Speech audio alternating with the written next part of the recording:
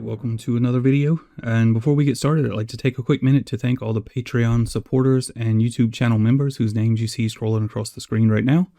They make this financially possible, and without you, I probably wouldn't be here making videos, so thank you.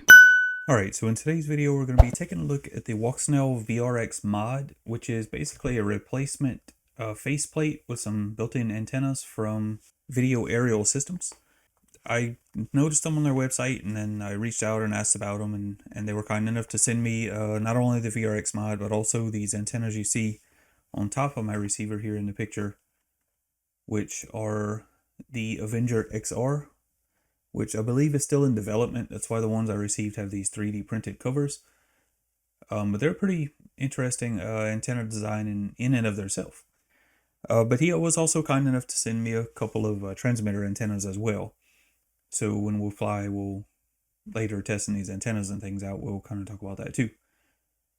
So as far as the VRX mod, to install it, the first thing you'll want to do is remove the stock faceplate, which you can see in the picture here still has the fan and the heatsink attached to it. And so you just want to remove those 4 screws and then remove the stock faceplate and carefully unplug the antenna connectors. Then you'll pull out the 3 screws to remove the fan and the heatsink, and then you'll install that fan and heatsink onto the new faceplate with the same screws that came out of the stock one. And now you can see here, I have my antennas connected to the antenna 1 and 2 port. I just connected them the same way the stock ones were. I know some people like to swap them around and put antenna 1, which is your transmitting antenna, by default is on one of the SMA connectors. Some people like to swap them around so that it uses one of the patch antennas in the receiver for the transmitter instead, but I run in different antennas on the top anyway, so I chose to leave it stock. And it's, I don't know, more direct comparison. I think while I'm testing these things, I want to kind of leave it in the stock configuration. But I was careful to route the antenna cable there around the bottom of the receiver case so that it doesn't lay across the top of that silver chip, the heat spreader on it there, the most prominent chip in there. That's the micro processor that does all the computations and everything, all the hard work, and it generates the heat, and that's the chip that you're trying to cool. And you see that little blue thermal pad on the aluminum heatsink actually makes contact with it. So you want to be sure that your coax cable doesn't lay across that and prevent it from cooling everything properly. So once that's all ready, you can go ahead and screw the new faceplate onto the back half of the receiver. Now, mine is an early version, which actually was one of the blemished ones. They had some blemished ones on the website, is what I asked for, what he sent me. And I just want to point out that this little peg sticking up here in the corner of the receiver, this is on the stock molding piece, the back half. And there's a corresponding hole in the stock faceplate that it kind of centers everything, locates it. That little peg was in the way to install the VRX mod faceplate.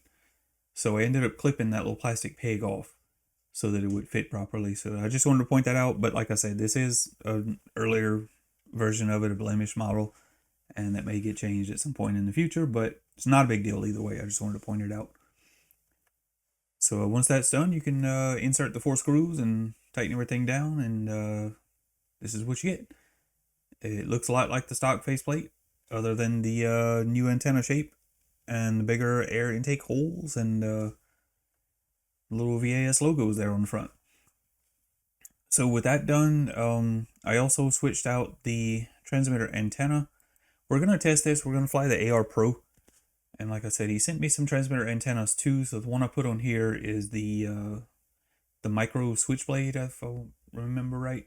Could be wrong about that. I'm almost positive. I know it's either the micro or nano or something like it. It's definitely a switchblade though. And it is left-hand polarized, left-hand circular polarized to match all the left-hand antennas in the rest of my system. But like I said, you can see we're going to fly the AirWing Pro with the Pro camera and the V2 transmitter, which is why we only have one transmitter antenna. And yeah, so I guess we'll get on to the flight footage now.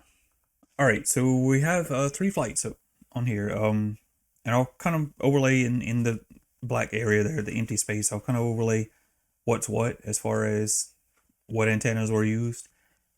We have one with the stock antennas, with the stock patches and the stock omnidirectional antennas that come with the VRX. Then we have one with the stock built-in patches and the 9.4 dB triple feed patch antennas that I normally fly with. I wanted to include that just kind of for another comparison. And then we have, after we swapped out all the receiver antennas and also the transmitter antenna, like I showed you, the micro switchblade on the transmitter and the VRX mod and those Avenger XR antennas are all in the other test flight.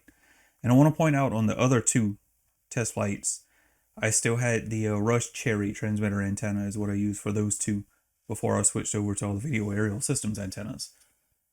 So with that all out of the way, I'll kind of explain what we're doing.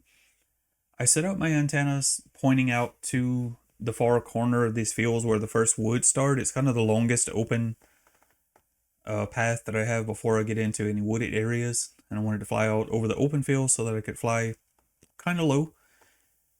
And in the hopes of losing video sooner than later so that I could fly to the point where I lost video without having to fly very far.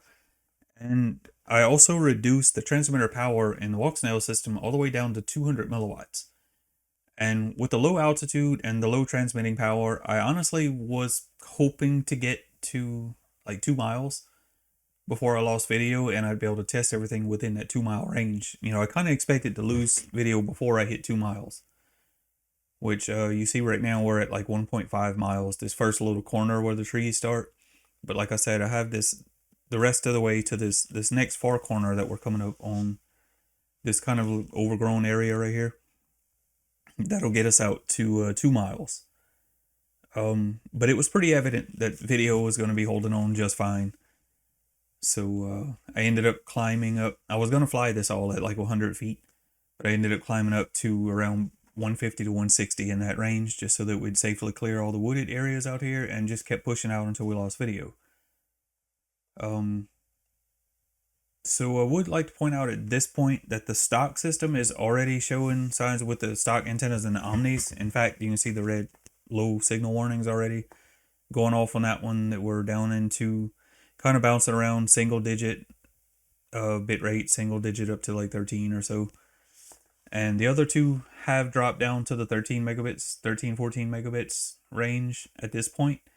But I did notice the triple feet patches with the stock patch antennas held on to 25 megabits a little bit longer than the VAS system, which is something I didn't expect. I kind of expect a marked difference between the budget antennas, is what I'm kind of referring to them as, and the more expensive quality handmade antennas from the video aerial systems. And I also want to point out that there were differences in the ground speed because of the winds and things. These were falling on 2 different days, but I've done the best I could to kind of sync the videos up along the way. At least at all the key points, they're pretty well synced up so that they're all kind of at the same distance as things occurred, ignoring the flight times and everything.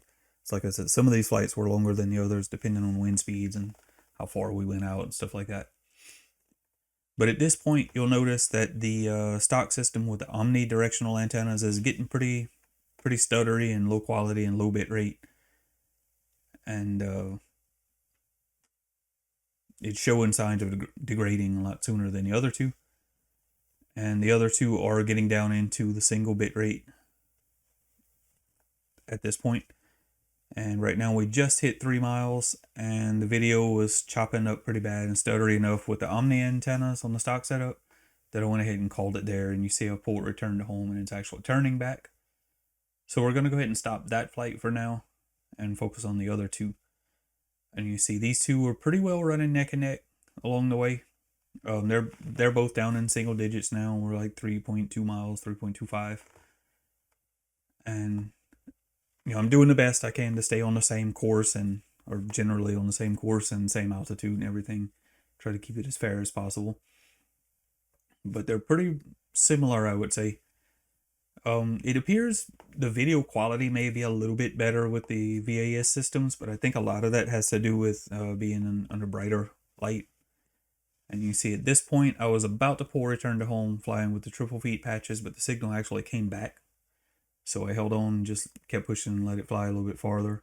Now we've lost video on the video aerial systems, and we got transmitter disconnected and port returned to home, and we've now done the same on triple feed patch layout. And yeah, so I would say they're pretty similar. And you'll notice here, as we're flying back home, the video aerial systems, once we climbed back up to 300 feet on the way home, it jumped back up to 2 signal bars and 13 megabits per second. And it appears that the setup with the triple feed patches is still down at 1 signal bar and 7 megabits per second.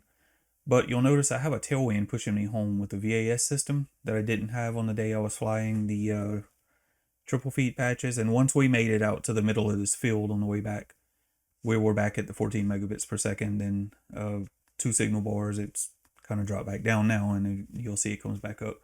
So it is fluctuating a little bit more, and it took it a little bit longer to come back up to the higher bit rate. So that could maybe hint that there's more potential in the video aerial systems if you're actually flying at altitude and not doing what you can to try to limit your video range. But